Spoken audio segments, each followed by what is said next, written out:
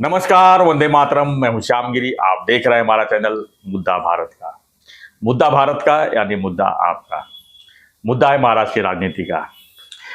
महाराष्ट्र की राजनीति की बात करें तो 2 दिन से एक खबर जो है सुर्खियां बनी हुई है।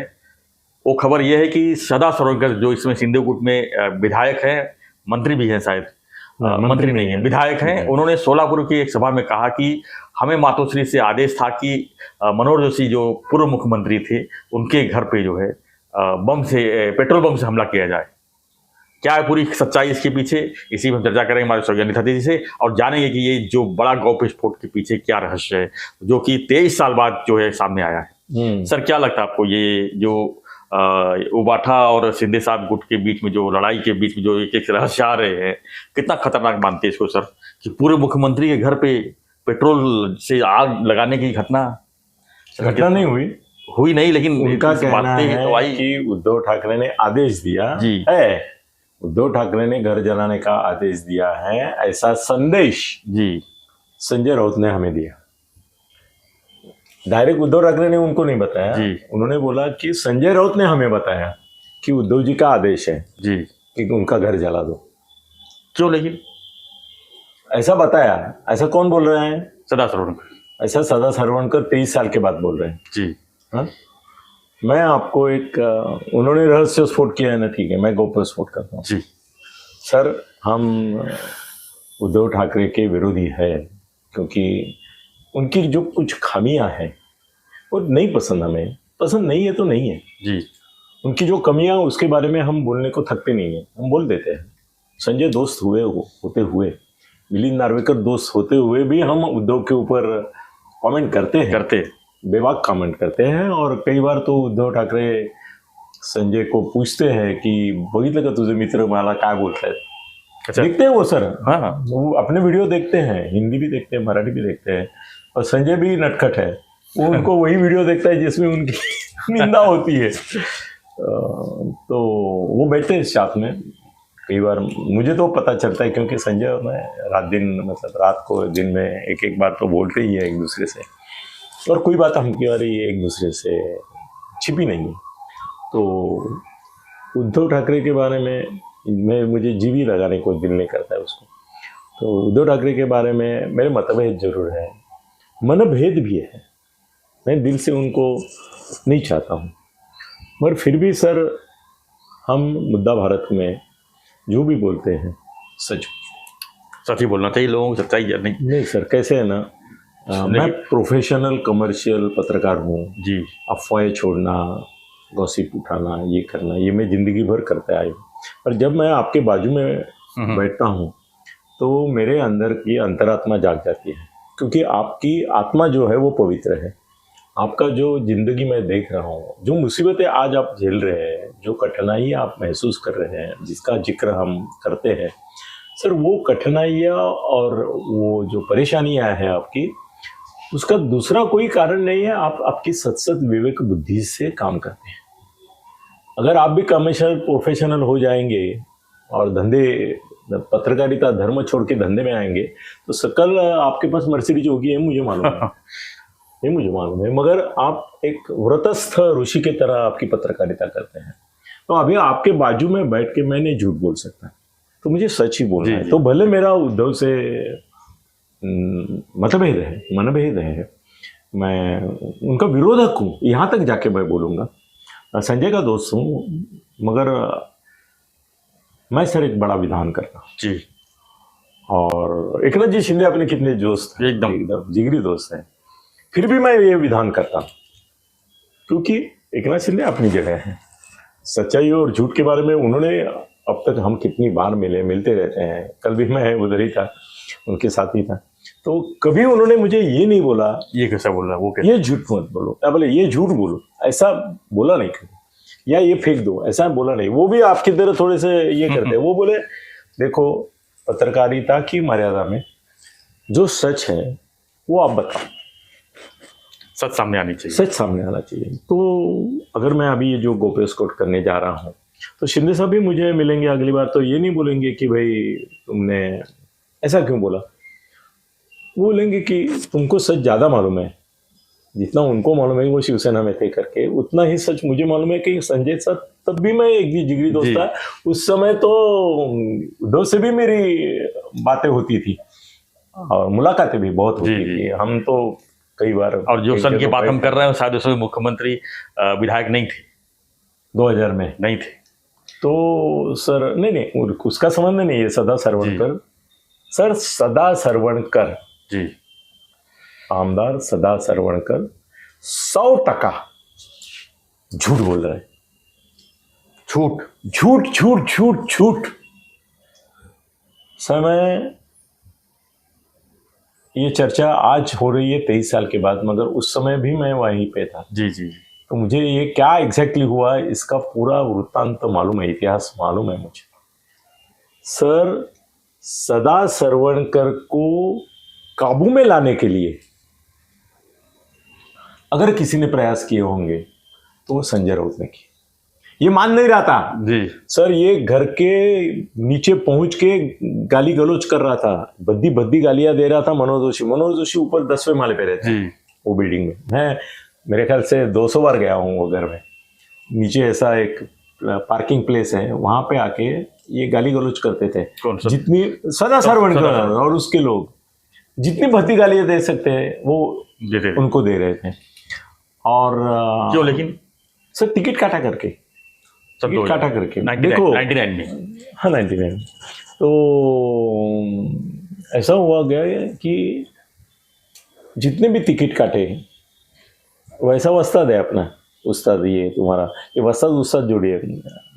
वस्ताद है उद्धव ठाकरे, उस्ताद है ये संजय राउत। तो उन्होंने क्या किया, जितने लोगों के टिकट काटे सबका दोष उन्होंने मनोहर जोशी के ऊपर थोप दिया कि ये टिकट तुम्हारा ना मनोहर जोशी। अभी मनोहर जोशी कुछ थे भी नहीं उस समय इनके इसमें। जी मुख्यमंत्री भी नहीं तो 98 में ही छोड़ चुके थे मुख्यमंत्री। वो नारायण राणे साहब थे 99 में, जो सत्तांतर हो गया फिर तो। और उनकी चलती नहीं थी सर, उनको निकाला ही अपमानास्पद पद्धति से।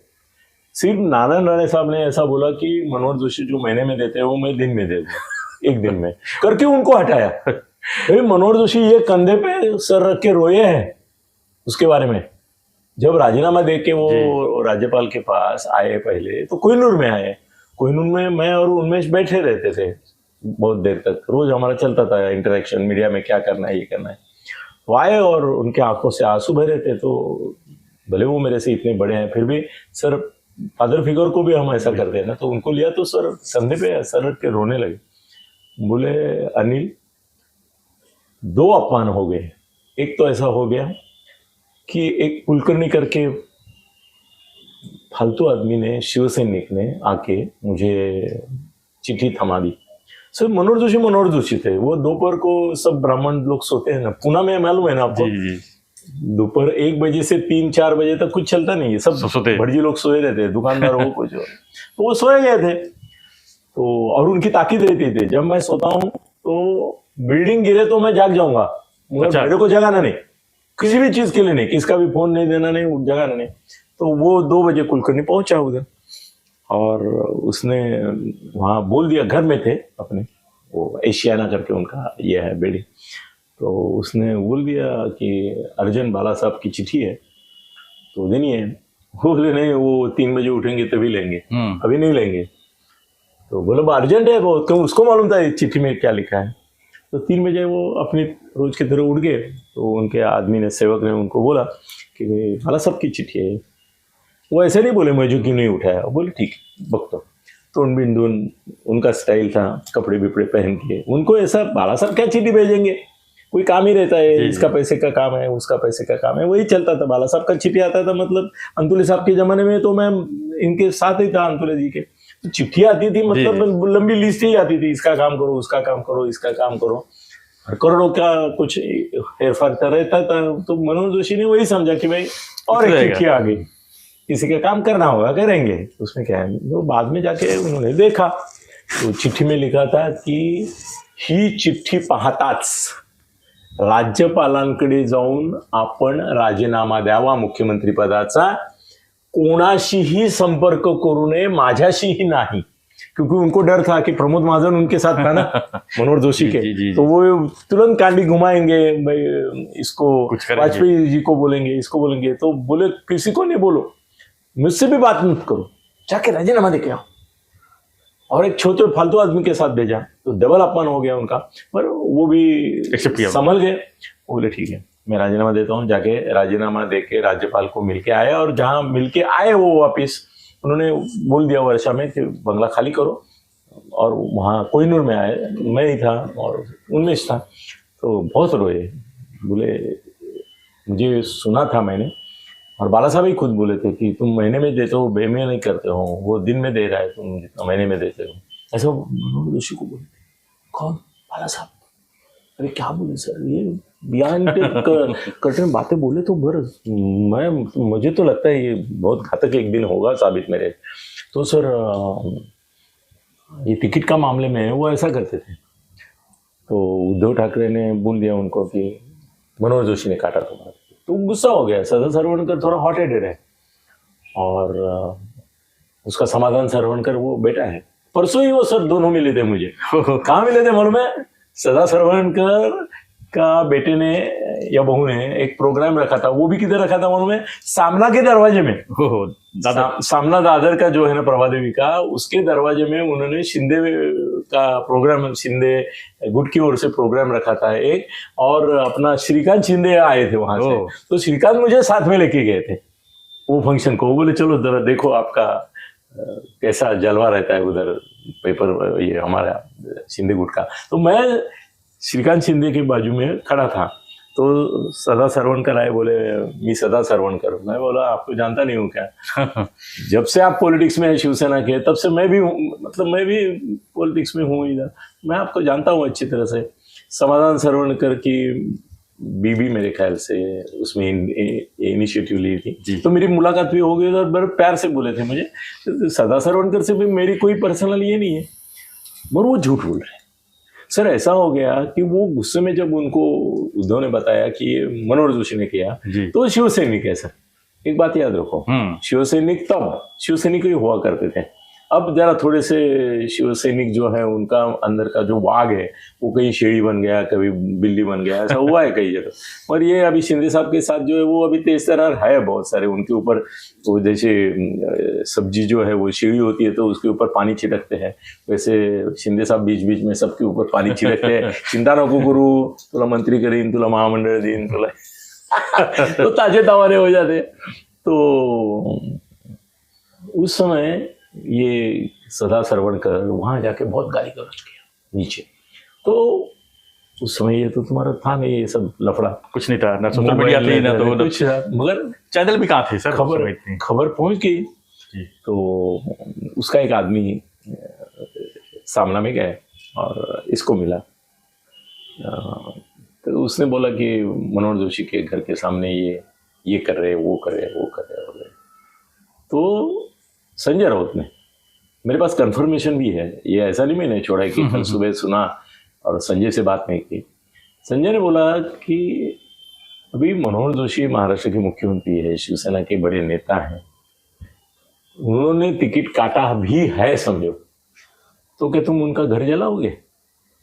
नीचे जाके इतनी भद्दी गालियां दे रहे हैं, उनका कुछ सम्मान, जो देखो मनोहर जोशी का अपमान, शिवसेना का अपमान, बाला साहब का अपमान, तो क्या उनके घर जाके अभी क्या क्या करने का इरादा क्या है? आपका घर जलाने क्या है? ये एग्जैक्ट वर्डिंग है सर। यहाँ तो उल्टा सब आ रहा है सामने कि संजय राउत ने कहा पेट्रोल पर घेऊन जा आणि पेटो। ये मैं बोल रहा हूँ, दोनों में कितना विरोधाभास है। विरोधाभास कैसे? उन्होंने उनका ये क्या जलाओगे क्या अभी पेट्रोल डाल के घर? उनका क्या करोगे क्या भाई? उनका अपमान तो शिवसेना का अपमान है। और आपको मालूम रहता है, नाम वो किसी का भी ले, बाला साहब ही डिसीजन लेते हैं। अगर तुमको टिकट देना होता तो बाला साहब दे सकते थे, उद्धव दे सकते थे, नहीं दिया इसका मतलब समझो ना मनोहर जोशी का क्यों ये करे। कई बार तो इसके ऊपर संजय के ऊपर भी ये आता है कि संजय ने ना बोला करके नहीं दिया, ये नहीं दिया। ऐसा नहीं होता है। जैसे कोई फोन करता है उद्धव को और उद्धव को नहीं लेना चाहता है, तो मिलिंद नार्वेकर बदनाम होता है। सामने वाला बोलता है तुम फोन नहीं देते उद्धव जी को, मेरा फोन तो उद्धव जी लेंगे ही, वो ऐसा रहता है। तो सच ये है कि उन्होंने ये नहीं कहा कि जाके जला दो, मगर अभी ये जो बोल रहे हैं वो एक नाट्यमयता अभी विरोध ट्विस्ट देने के लिए विरोध। हाँ, मतलब अभी उनको दिखाने के भी ये कितना उद्धव कहाँ ते हद तक जा सकता है कि मनोहर जोशी जैसे आदमी का घर जला दे, जबकि इसने ही गालियां सबसे ज्यादा दी उनको। जिसने गालियां दी, निदर्शन किया, घर पे लेके गया। सर कुछ चीजें ना कभी कभी सामने नहीं आती है। छगन भुजबल मरने वाले थे, मालूम है आपको? कब मरने वाले थे? अटैक हुआ था उनके ऊपर ना। वो अटैक किसने किया था सर? उसका नाम बताओ ना मुझे, मैं बताता हूं। मोहन रावड़े ने किया था। ओ सांसद उस दिन सर भुजबल 1,00,000% मरते थे अगर वो बाथरूम में चिपने में कामयाब नहीं होते, और तब तक पुलिस भी नहीं आती। ये भी सन 2000 की बात ही शायद, 2000 या 2001 की बात। याद नहीं आ रहा है मुझे, जब वो बाहर निकले मैं थे, भी सुना था। तो लखोबा लोखंडे वगैरह उनको बोलते थे, तब की बात है। मगर सर जिंदा जलाने की पूरी तैयारी हो चुकी है भुजबल की। किसके आदेश पे? आदेश पे। किसका आदेश पे? आदेश कहाँ से आता है? आदेश एक ही जगह से आता है, मातोश्री से। क्या फिर सर इसके लिए कुछ लोगों को अभी लगेगा कि भाई भुजबल जैसे उनके आदमी के अगर घर जलाने की और उसको जलाने की आदेश आता है और वो मोहन रावड़े करने को निकलता है, जाता है, वहां पहुंचता है, इतनी सर पत्थरबाजी ये हुई कि आप सोचेंगे नहीं। भुजबल को कभी पूछेंगे ना वो दिन क्या हुआ था, मुझे भुजबल साहब ने बताया है ये। कहीं वो बोले मैं मर गया कैसे नहीं, ये चमत्कार है। वही भुजबल साहब रिवेंज तो नहीं ले रहे थे जब होम मिनिस्टर बने तो बाला साहब को जेल में डालने की पूरी साजिश की। अभी देखो गट्ठे में गट्ठा बहुत रहता है जी। अभी हम एक को टच किए हैं, मनोहर जोशी का घर जलाने की बात की तो मुझे भुजबल का वो बयान याद आया। उन्होंने जब बताया कि मैं मर ही जाता था उससे, और मोहन रावड़े लीड कर रहा था मॉब को। ये भी सच है। तो यहाँ पे ऐसा है कि उसने ये नहीं बोला कि जाके घर जलाओ, उसने ये बोला कि अभी क्या बाकी है, अभी क्या तुम गाली दे रहे हो, गुंडागर्दी कर रहे हो, अभी क्या अंदर जाके पेट्रोल डाल के घर जलाने वाले हो क्या? क्या भूल निकाल दिया उन्होंने साइड से? क्या निकाल दिया? तो सदा सरवणकर जी आप मेरे मित्र के मित्र हैं, उनके पार्टी में हैं, फिर भी मैं बोलूंगा कि ठीक है ना, उद्धव से आप बोलते हैं उससे ज्यादा मैं बोलता हूँ। संजय मित्र होते हुए हम उसको सलाह देते हैं और बोलते हैं ना उसके बारे में। सर परसों मैंने उसको जोकर बोला था, हाँ है कि नहीं? हम बख्शते नहीं है, वो भी मेरे को कुछ बोलेगा कल परसों, वो भी हो सकता है। मगर देखो आप सच्चाई से ईमानदारी रखोगे ना तो आपके ऊपर लोगों का भरोसा कायम रहेगा। क्योंकि आप अकेले नहीं गए थे ना सर, उस समय के जो शिवसैनिक आपके साथ थे वो इस बात के गवाह हैं।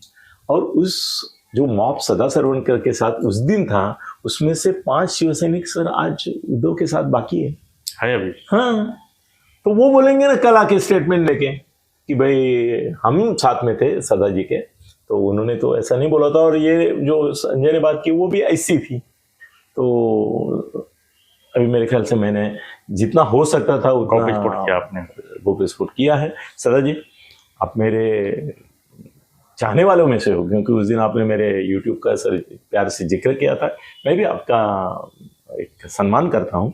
मगर सजन रे झूठ मत बोलो, खुदा के पास जाना है कि नहीं? तो झूठ मत बोलो, झूठ बोले कौवा काटे। चलो धन्यवाद सर। तो हमारा यही था कि जो 2 दिन चर्चा चल रही है कि जोशी साहब का घर जलाने के लिए सदा सरवणकर ने जो गौप्यस्फोट किया उसके पीछे सच्चाई क्या थी वो हमने सामने रख दी। आपका इस सच्चाई के ऊपर क्या कहना है आप हमें जो है व्हाट्सएप कमेंट में जरूर लिखिए और बने रहिए हमारे साथ, देखते रहिए हमारा चैनल मुद्दा भारत का। एक रिक्वेस्ट है, अगर आपने चैनल सब्सक्राइब नहीं किया है तो सब्सक्राइब कीजिए, लाइक शेयर तो करते ही हैं आप। धन्यवाद। जय हिंद, जय भारत।